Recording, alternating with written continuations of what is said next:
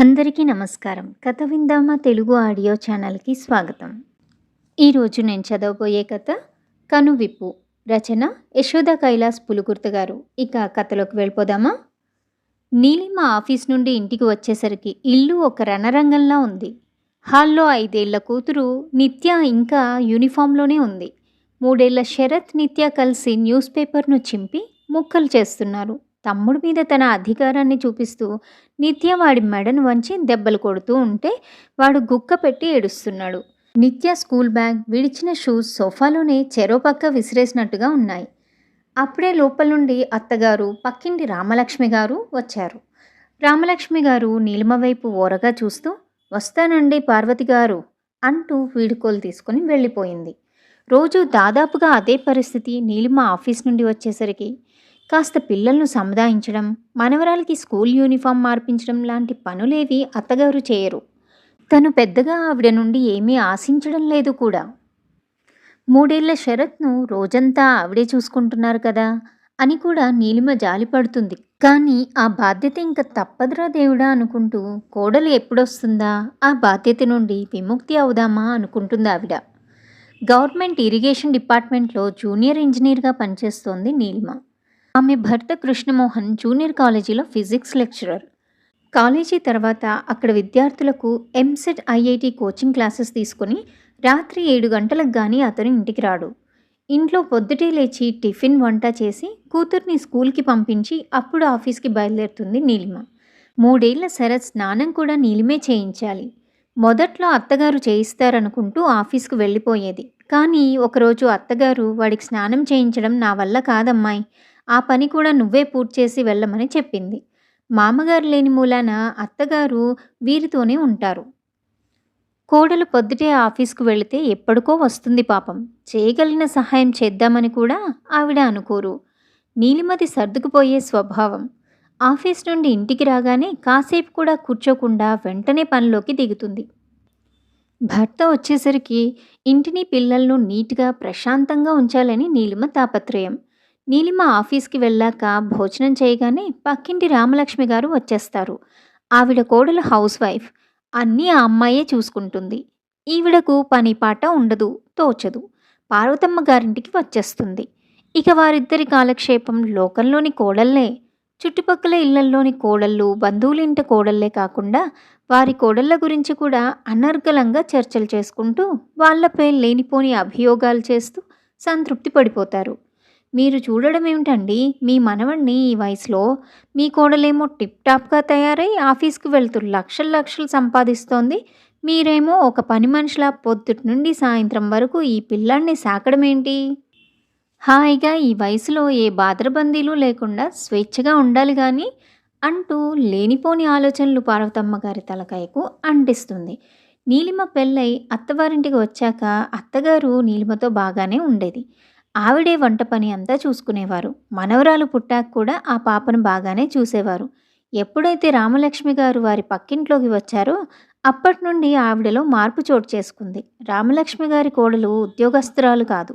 కోడలిపై అత్తరికం చేస్తూ ఆ అమ్మాయి మీద లేనిపోని చాడీలు చెబుతూ, అత్తగారులు అంటే నాలానే ఉంటేనే రోజులంటూ పార్వతమ్మ గారికి హితోపదేశం చేస్తుంది. అత్తగారిలో వచ్చిన మార్పుని నీలిమ కనిపెట్టగలిగిన ఆవిడ పెద్దరికానికి విలువనిస్తూ ఆవిడను పళ్ళెత్తు మాట కూడా అనకుండా అన్ని పనులు సక్రమంగా చేసుకుంటూ ఉంటుంది.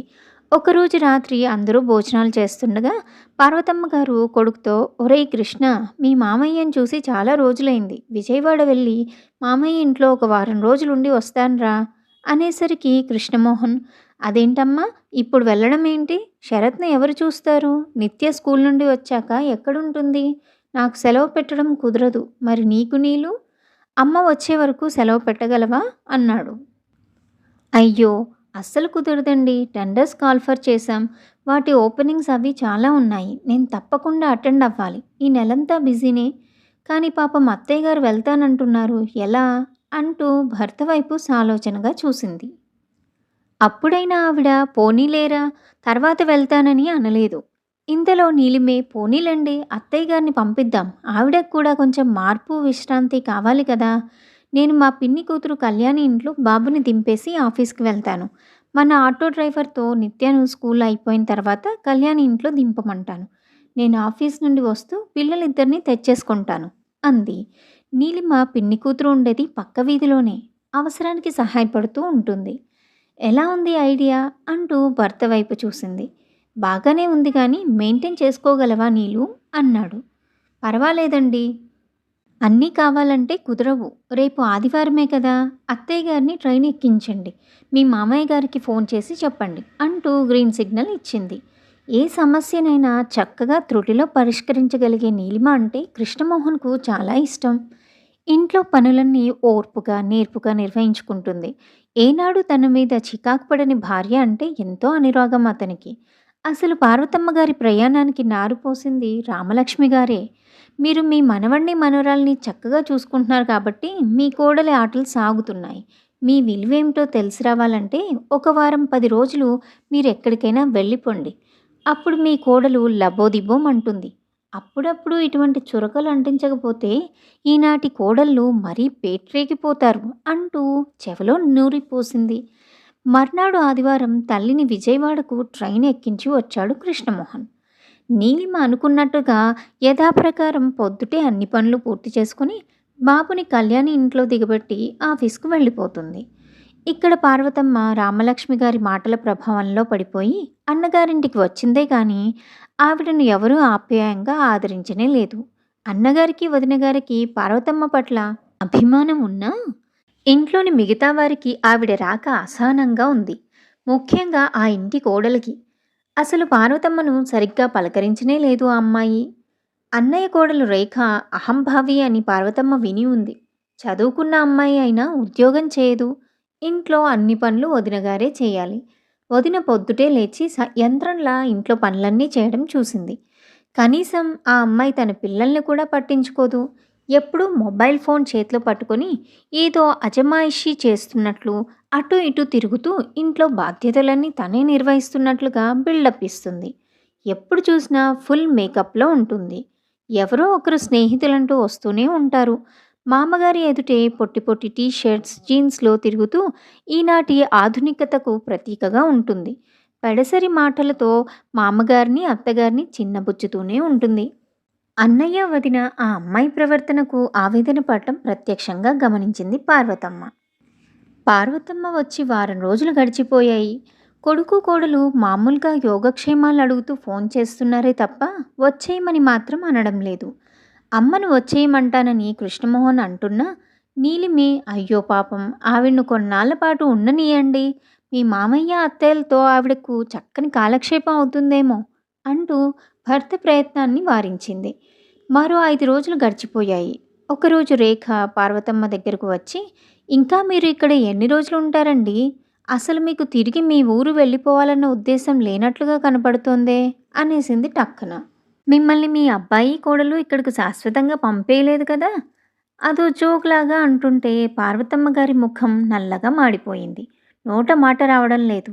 అవమానంతో ఆవిడ కళ్ళు కన్నీటితో నిండిపోతుంటే తల వంచుకుంది. మా ఇల్లేమీ అతిథి గృహం కాదు, రోజుల తరబడి బంధువులను పోషించడానికి అంటూ విసవిస అక్కడి నుండి నడుస్తూ వెళ్ళిపోయింది. రేఖ మాటలకు పార్వతమ్మ గారి ముఖం సిగ్గుతో చితికిపోయింది. ఇంకా నయం, అన్నయ్య వదిన రేఖ మాటలు వినలేదు. విని ఉంటే ఇంటి ఆడపడుచుకి జరిగిన అవమానానికి బాధపడి ఉండేవారు అనుకుంది. వెంటనే ఒక్క నిర్ణయానికి వచ్చేసి మరుసటి రోజునే అన్నగారి చేత టికెట్ తెప్పించుకుని హైదరాబాద్కు తిరిగి ప్రయాణమైంది పార్వతమ్మ. ఏమిటో ఒక రకమైన ఆవేదన మనసుని కోసేస్తుంటే కొడుక్కి తన బయలుదేరుతున్నట్లుగా కూడా ఫోన్ చేసి చెప్పలేదు. మర్నాటి ఉదయాన్నే ఇంటి ముందు ఆటోలో నుండి దిగిన అత్తగారిని చూస్తూనే నీలిమ గబగబా దగ్గరకు వచ్చేసి ఆవిడ బ్యాగ్ను అందుకుంటూ, ఏమిటి అత్తయ్య ఫోన్ అయినా చేయలేదు, బయలుదేరుతున్నట్లు? మీ అబ్బాయి స్టేషన్కి వచ్చేవారు కదా అంటూ ఆప్యాయంగా పలకరించేసరికి ఆవిడ గొంతు గద్గదమైపోయి మాటలు రాలేదు. నాయనమ్మ అంటూ ఆవిడ కాళ్లకు చుట్టుకున్న శరత్ను, నిత్యను దగ్గరకు తీసుకుని ముద్దు పెట్టుకుంది. ఈలోగా కృష్ణ, ఏంటమ్మా చెప్పా పెట్టకుండా వచ్చేశావు అనగానే, అవునరా, 2 రోజుల నుండి మీరంతా కళ్ళల్లో కదులుతున్నారు.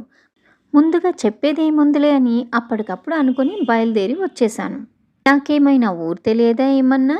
అంటుండగా నీలిమ వేడివేడి కాఫీ గ్లాస్ అత్తగారి చేతికి అందిస్తూ, మిమ్మల్ని బాగా మిస్ అవుతున్నాం అత్తయ్య. మీ అబ్బాయి అమ్మను వచ్చేయమంటానని అంటూనే ఉన్నారు. నేనే పాపం కొన్నాళ్ళు అక్కడ విశ్రాంతిగా ఉండనీయండి అంటూ ఆపాను. ఇక్కడ ఎలాగూ మీకు పిల్లలతో విశ్రాంతి ఉండదని అంది. అయ్యో! అదేమీ లేదు తల్లీ. నా మనవడు, మనవరాల్ని చూసుకోవడం కూడా ఒక పనేనా? అంటూ నువ్వు ఆఫీస్‌కు తయారవ్వు నీలిమా, నేను పిల్లల సంగతి చూస్తానంటూ పార్వతమ్మ గారు లేచేసరికి, లేదత్తయ్య, ఈరోజు ఆఫీస్‌కి రానని ఫోన్ చేసి చెబుతాను. ప్రయాణం చేసి వచ్చారు. ఈ రోజుకి విశ్రాంతి తీసుకోండి అని నీలిమ అనడంతో ఆదరంగా ఆవిడ హృదయం ఆర్ద్రమైంది. నీలిమ ఎంత మంచిదో! రామలక్ష్మ గారి స్నేహం, ఆవిడ చెప్పుడు మాటలు తన మనసు మీద ఎంత ప్రభావం చూపించాయో అర్థమయ్యేసరికి ఆవిడ మనసు సిగ్గుతో కుంచించుకుపోయింది. రామలక్ష్మి లాంటి వ్యక్తులకు దూరంగా ఉండాలి. చెప్పుడు మాటలతో బాంధవ్యాలను దూరం చేస్తారు. నిజానికి తను ఇక్కడ లేకపోయినా నీలిమ సమర్థంగా ఇంటిని, పిల్లలను చక్కబెట్టుకుంది. ఇంటిని ఎంతో పరిశుభ్రంగా ఉంచుకుంది. మనిషి దగ్గరగా ఉన్నప్పుడు ఆ మనిషి విలువ తెలియదని, దూరంగా ఉన్నప్పుడే ఆ విలువ అర్థమవుతుందని రామలక్ష్మి గారు చెబితే తను ఆ మాటలు నిజమని నమ్మి ప్రయోగం చేసి భంగపడింది. మంచి చదువు చదివి బాధ్యతాయుతమైన ప్రభుత్వ ఉద్యోగం నిర్వహిస్తున్న నీలిమలో వీసమెత్తు అహంభావం కూడా కనపడదు. తనని ఎంత ఆదరంగా చూసుకుంటుంది. నీలిమ రేఖల్లో ఎంత వ్యత్యాసం! అహంభావానికి ప్రతీక రేఖ. ఒక విధంగా రేఖ రామలక్ష్మి గారు వ్యక్తిగతంగా ఎంత చెడ్డవారైనా తన మనసులో ఒక గొప్ప మార్పుకి కారణభూతులు అవడమే కాదు, బాంధవ్యానికి ఉన్న విలువ ఏమిటో తెలియచెప్పి కనువిప్పి కరిగించారు. అనుకుంటే ఆవిడ మనసు ఎంతో తేలికగా, ప్రశాంతంగా అయిపోయింది. మర్నాడు నీలిమ ఆఫీస్కి వెళ్ళగానే మధ్యాహ్నం రామలక్ష్మి గారు వచ్చారు. ఎంతో ఆత్రంగా, వచ్చేశారా పార్వతి గారు అంటూ. పిల్లల బట్టలు మడతపెడుతున్న పార్వతమ్మ గారు ముభావంగా తల తిప్పుకున్నారు. ఏమంటోంది మీ కోడలు? మన మంత్రం పనిచేసిందా? మీ విలువేమిటో ఇప్పటికైనా మీ కోడలికి అర్థమై ఉండాలే అనగానే పార్వతమ్మ గారు తీక్షణంగా ఆవిడ వైపు చూస్తూ, ఎవరి విలువ ఎవరికి అర్థం కావాలి రామలక్ష్మి గారు? మనం లేకపోయినా హాయిగా సమర్థించుకోగలిగే ఆర్థిక బలం, స్వాతంత్రం కలిగి ఉన్నారు నేటి కోడళ్ళు. పని మనుషులనో ఆయాలనో పెట్టుకొని, లేకపోతే డే కేర్లలో పిల్లలను వేసుకొని ఎలాగో అలా సర్దుకుపోగలరు. కానీ మనలాంటి వాళ్ళకే వాళ్ళ ఆదరణ లేకపోతే దిక్కు ఉండదని గ్రహించుకోవాలి. కోడళ్లను ప్రేమగా మన ఇంటి ఆడపిల్లలాగా చూసుకున్నప్పుడు వాళ్ళు కూడా మనల్ని గౌరవిస్తారు. మనకు ఓపిక ఉన్నంత వరకు వాళ్లకు సహాయపడాలే తప్ప కోడళ్లకు మనం చేయడం ఏమిటనుకుంటూ అహంభావంగా ఉండకూడదు. మా అన్నయ్య కోడలు మా అన్నయ్యను వదినను గడ్డిపోచల్లా చూస్తున్నా మా అన్నయ్య వదిన మౌనంగా సహిస్తున్నారు. అలాగే ఉండాలని కాదు నేను చెప్పేది. ఏదో నాటికి ఆ అమ్మాయిలో మార్పు వస్తుందని, అత్తమామల విలువేమిటో గ్రహిస్తుందని వాళ్ళ ఆశ. బంధానికి దగ్గరవ్వాలని వాళ్ళు అనుక్షణం తాపత్రయపడుతున్నారు. మీరు మా ఇంటికి రావచ్చు, కానీ మంచి విషయాలు చెప్పండి. బాంధవ్యాలను విడగొట్టే సలహాలు ఇవ్వకండి దయచేసి. చక్కగా ఆధ్యాత్మిక విషయాలను మాట్లాడుకుంటూ మనసుని ప్రశాంతంగా ఉంచుకుందాం. పాపం మీ కోడలు చిన్నపిల్ల. అదే పనిగా ఆ అమ్మాయిని ఆడిపోసుకోకుండా ఉండండి. మీ ప్రవర్తనకు విసిగిపోయి ఆ అమ్మాయి ఏదో ఒకరోజు మీ మెడపట్టి బయటకు గెంటేస్తే అప్పుడు మీ పరిస్థితి ఏంటి? మీ కోడలతో ప్రేమగా మెలగండి అంటూ మెత్తగా చివాట్లు వేసి పంపించింది.